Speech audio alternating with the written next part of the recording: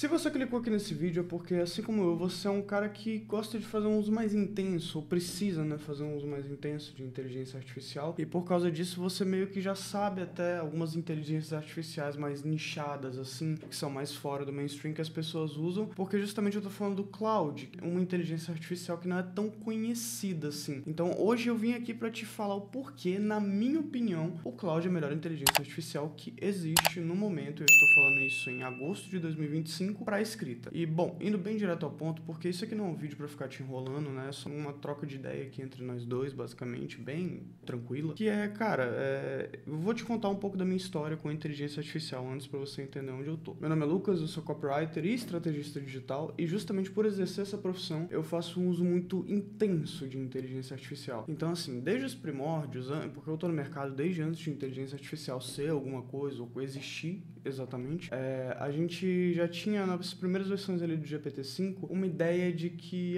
isso pode substituir as pessoas algum dia, mas tipo, no GPT 3.5 era assim, horrível, tipo, eram ideias muito ruins, a escrita dele era terrível, tipo, parecia realmente que você estava conversando com uma criança e tentando ensinar alguma coisa para uma criança e pedindo para ela fazer uma atividade. Só que basicamente a mudança do 3.5 pro 4 já foi um salto gigantesco de evolução. E cada vez que vai havendo uma troca de modelo, uma troca de ano, uma troca de numeração, uma atualização daquele modelo que está sendo utilizado, resultados cada vez melhores vão aparecendo e a gente consegue chegar, então, no nível de escrita cada vez melhor por parte dessas LLMs, dessas inteligências artificiais. Só que aí que está o ponto. Mesmo com as versões mais recentes, como, por exemplo, o GPT 4.5, que hoje, até a data desse vídeo, está bem na janela ali, bem antes de lançar o GPT-5, né? Mas até então, o melhor modelo para escrita que a OpenAI disponibiliza hoje para a gente é o GPT 4.5, que é a prévia experimental. Ele ainda não substitui por completo, e assim, de nenhuma forma vai substituir, né? Mas assim, ele ainda não faz um bom trabalho de escrita independente que nem outras LLMs conseguem fazer, por exemplo.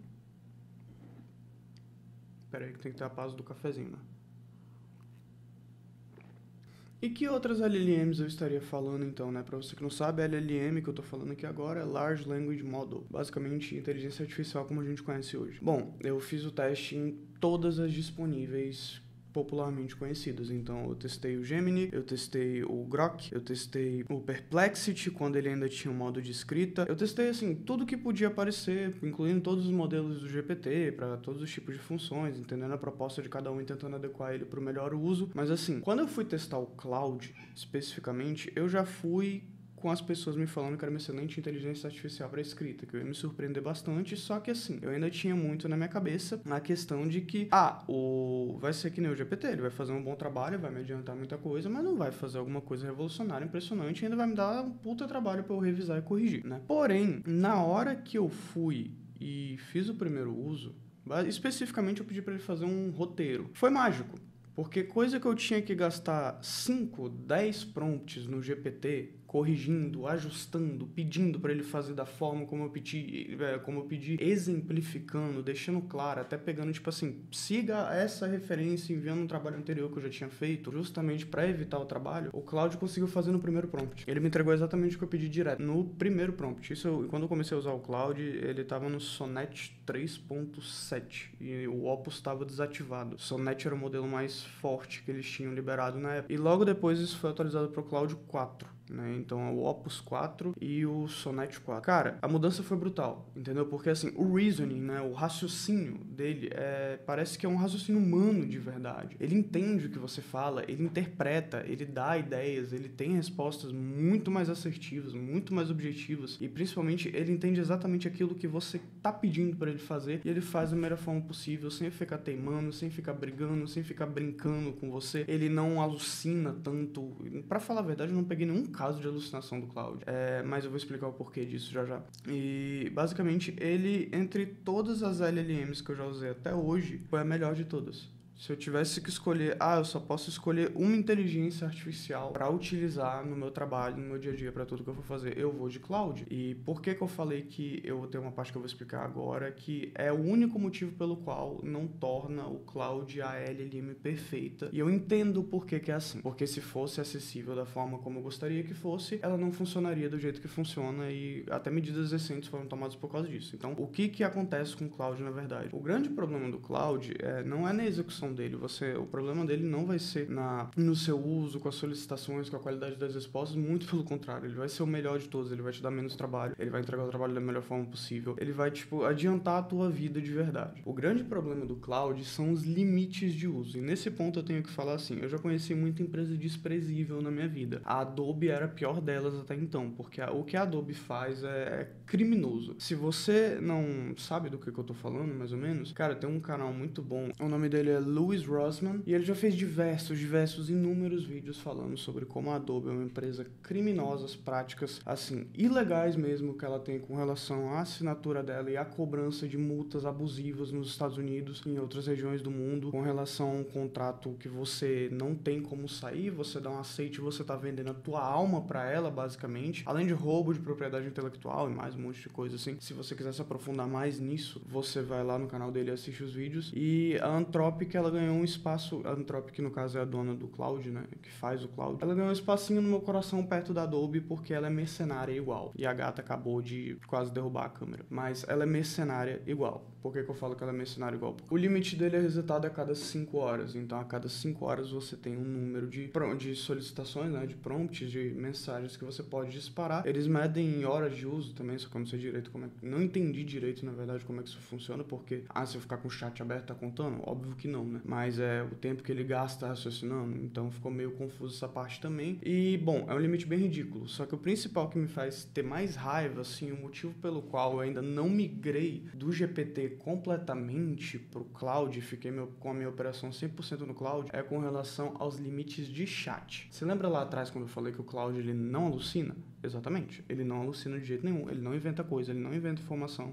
Obviamente você tem que pedir para ele não fazer isso também, tem alguns prompts ali, se vocês quiserem depois eu faço uma cheat sheet para vocês poderem usar ali com alguns prompts que eu uso, mas o limite de uso do chat do cloud, ele é ridículo, coisa assim, você usar um chat, tipo assim, eu não tô falando que vai estourar no mesmo dia que você estiver usando, dependendo se o seu uso for muito leve, você vai demorar até um pouco para estourar, mas se você é alguém que nem eu, que trabalha com escrita, que tá o tempo todo fazendo texto, revisando texto, fazendo brainstorming, tendo ideia e discutindo mesmo com a IA para fazer assim, chegar nas melhores conclusões, para fazer seus conteúdos, ou então para poder ter ideias para produzir melhor, você vai bater o limite do chat em algum momento rápido. Por exemplo, tem chat que se eu fizer um uso extenso, jogar 2 pesquisas e fizer 3 roteiros, estourei o limite do chat já. Isso é um dia de trabalho meu, assim, tranquilo, um dia leve de trabalho. Então, eu tenho que ficar abrindo múltiplos chats. E por que isso é chato de fazer? Porque você perde toda a questão da janela de contexto. Você perde toda a questão da memória, toda a configuração que você fez ali naquele chat. Os chats, eles não têm memória compartilhada. Obviamente, você tem uma área que você pode criar um projeto ali e colocar coisas nessa área em comum do projeto. Ou seja, você pode subir os arquivos que você vai fazendo no projeto. Isso é legal de se fazer. Mas, quando você cria um chat, ele não tem a memória do que você já deu de informação para ele nas outras conversas. Isso é muito ruim,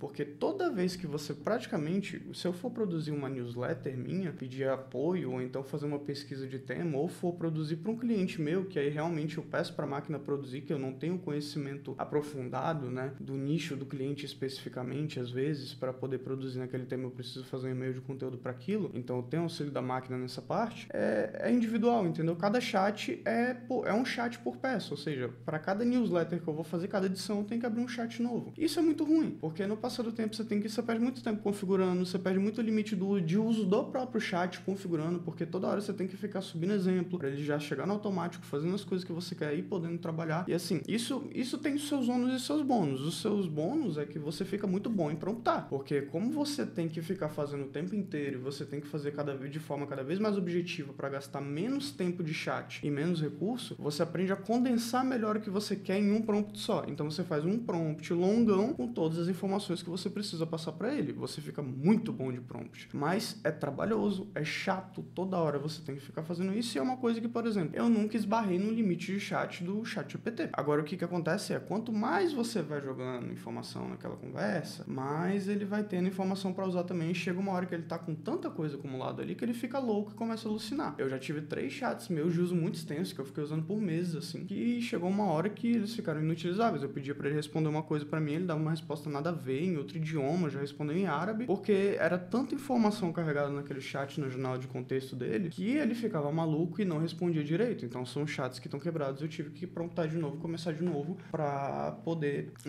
continuar os trabalhos. Então assim, isso não acontece no cloud porque ele não permite com que isso aconteça. É uma medida radical para evitar um problema, porque o modelo de raciocínio deles é o melhor que tem hoje no mercado. Ele consegue dar respostas muito assertivas, ele consegue te entender muito bem. Só que também isso vem com o preço de que, para exigir menos capacidade de memória dele, para exigir menos capacidade de processamento, eles têm que colocar uma limitação na conversa para você não estender tanto e não sobrecarregar servidor. E aí o que aconteceu? Por que foi feita essa mudança nos limites de uso agora, que eu acho que eu não comentei? Se eu tô na confusão aqui, vou comentar de novo rapidinho só pra ter certeza, né? O que antes era o limite assim, agora mudou pra limite semanal de uso. Continua o limite de 5 em 5 horas, só que agora eles fazem um cálculo básico de quanto você usaria por dia, e aí você tem a quantidade de horas para usar na sua semana definida uma média diária. Dizem que não afetará 90% dos usuários. E eu acredito que não vai. Eu acredito que realmente não vai afetar até muito mais. Eu acho que só a minoria, 1%, 2% vai sentir, que é eu, no caso, ou a galera mais heavy user, assim. Porque o que acontece? Uma coisa é você bater o limite do chat, você bater o limite do cloud ali,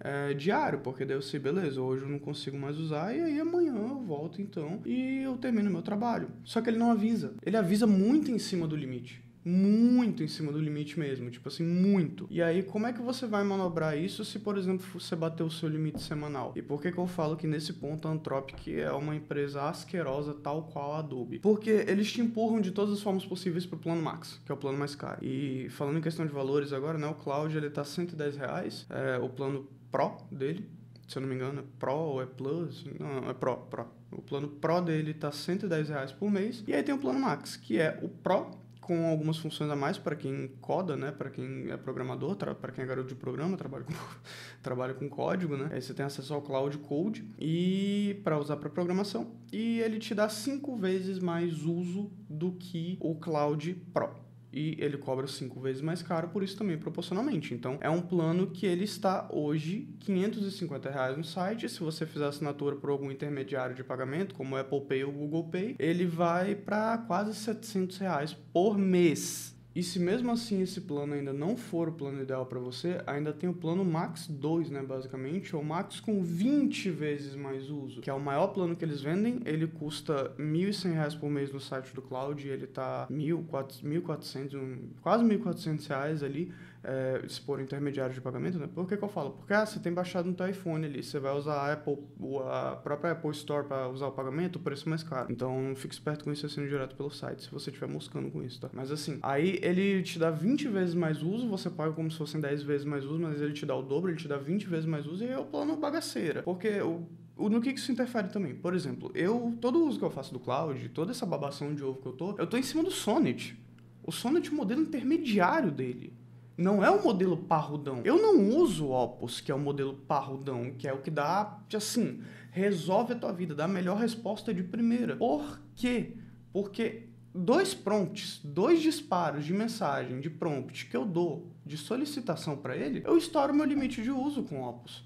O Opus não dá para ser utilizado pelo plano Pro. Tá? Esquece isso. Se você quer utilizar o pancada dele, o melhor modelo disponível da Anthropic, você não vai conseguir pelo plano Pro. É inutilizável. A não ser que você faça 1 ou 2 solicitações por dia e esteja feliz com isso, não vai usar para mais que isso, entendeu? Mas assim, para uso, para trabalho mesmo, que você vai precisar ficar trocando ideia, que você vai precisar ficar fazendo correção dessas coisas, é impossível usar o Opus no Pro para isso. Então assim, imagina o que daria para ser feito com o Opus, entendeu? Que é o melhor modelo deles, que é feito para resolver tarefas complexas, com raciocínio muito melhor. Eu fico pensando de fato porque assim, eu já usei na prática, só que mesmo no plano Pro, o Opus que eles liberam ainda é capado. O Opus 100% daquele modelo de raciocínio que se você vai conseguir com o Cloud é só no plano Max. Então leve isso em consideração, porque o uso todo que você vai ter dentro do Cloud, se você for um usuário mais pesado, ele vai te exigir uma hora ou outra que você assine o plano Max para não ficar batendo a cabeça com o limite de uso o tempo inteiro. Porque assim, esse limite de uso de 5 horas que ele te dá, isso num dia de trabalho intenso é bem fácil de ser batido.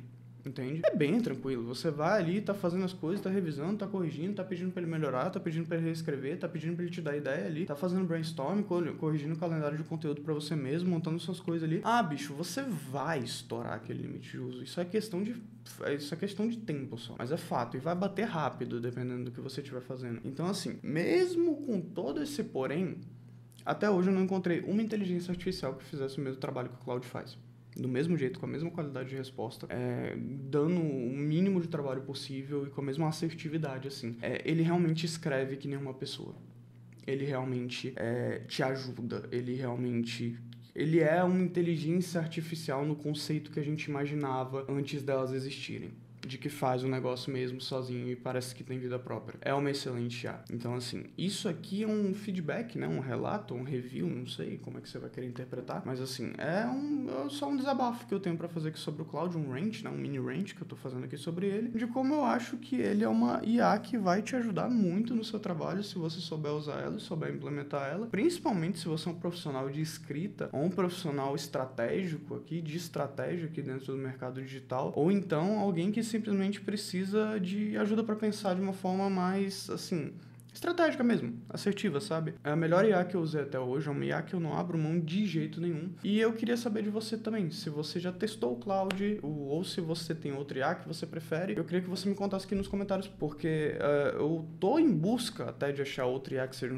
uma substituta para ele, de forma até meio incessante, e como a gente está bem na curva de lançamento do GPT-5, eu quero ver qual que é a diferença que esses modelos vão ter. Como o Claude 4 ele já foi lançado tem um tempinho, a tendência é que o GPT-5 saia melhor que ele. Então pode ser que tudo isso que eu tô falando aqui pra você hoje, semana que vem ou daqui 2 semanas, quando já tiver lançado o modelo, que a gente tá bem na curva dele sair aqui, faltam poucos dias aparentemente, porque falou que sairia no começo de agosto. Pode ser que tudo isso aqui caia por terra e eu volte aqui daqui 2 semanas falando que, meu Deus, o GPT conseguiu, ele se manteve o melhor, ele conseguiu superar o Claude em tudo e hoje ele tá muito melhor que o Claude e vale a pena você manter o GPT. Pode ser que isso aconteça. Nada no mercado de IA é estável, nada no mercado de IA é escrito em pedra, ou é lei ou é regra, entendeu? Essa é a maravilha, porque toda hora tem atualização, toda hora uma tá melhor e só quem ganha com isso é a gente, porque é uma competitividade excelente que essas empresas estão tendo entre si mesmas e quem se beneficia mais é a gente como consumidor. Obviamente que a gente é produto também, né? Porque a gente alimenta com dados, né? E a maior parte do nosso pagamento para eles são dados, é o que faz compensar. Se você não sabe do que eu tô falando, veja a questão do custo por limite de uso na questão